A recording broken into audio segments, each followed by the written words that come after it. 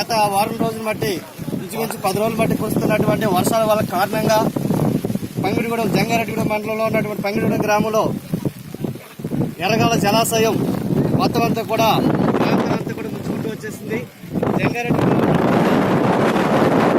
ప్రాంతంలో ఉన్నటువంటి ఎర్రగాల డ్యామ్ 2 గేట్లు ఎత్తివేయడం వల్ల ఒక్కసారిగా ఉద్రిక్తత అనేది పెరిగింది.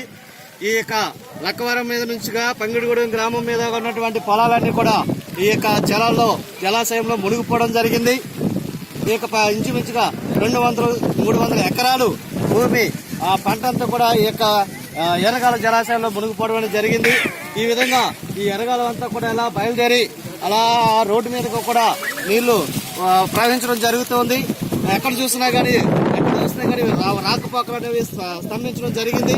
ఈ విధంగా చూసినట్లయితే ఇలాగా కురిసినట్లయితే ఈ ఎర్రగాలం ఎంతవరకు ఇక్కడికి మునిగిపోవడం జరుగుతుందో తెలియదు. చాలా పంట నష్టం వచ్చినట్టుగా రైతులు కూడా వాపోతూ ఉన్నారు. ఇక్కడ చూస్తూ ఉన్నాం. ఈ రైతులందరూ కూడా పాపం వాళ్ళకి పంటలు ఎలా ఉన్నాయో చూసుకోవడానికి వచ్చారు. కానీ ఎక్కడ కూడా ఏమాత్రం కూడా పంట కూడా కనిపించడం లేదు. మరి ఈ యొక్క ఉద్రిక్తత వరుణదేవుడు అలాగే ఉన్నట్లయితే ఈ యొక్క ఇంకా ఉధృత పెరిగేటట్లుగా ఉంది. మరి ఎర్రగాల జలాశయంలో ఉన్నటువంటి ఆ గేట్లను కూడా ఎత్తేటువంటి అవకాశాలు కూడా కనిపిస్తూ ఉన్నాయి. మనం నిన్న నుంచి రాత్రి నుంచి చూస్తూ ఉన్నాం. ఈ వర్షం ఇలాగే పెరుగుతూ ఉంది. ఏమాత్రం కూడా తగ్గట్లేదు. వరుణ దేవుడు ఏమాత్రం కూడా కరుణించడం లేదు. మనం చూస్తూ ఉన్నాం. ఇప్పుడు పంగిడిగూడెం గ్రామంలో ఉన్నటువంటి ఈ యొక్క జలాశయం చూస్తూ ఉన్నాం. ఉద్రిక్తత పెరుగుతూ ఉంది.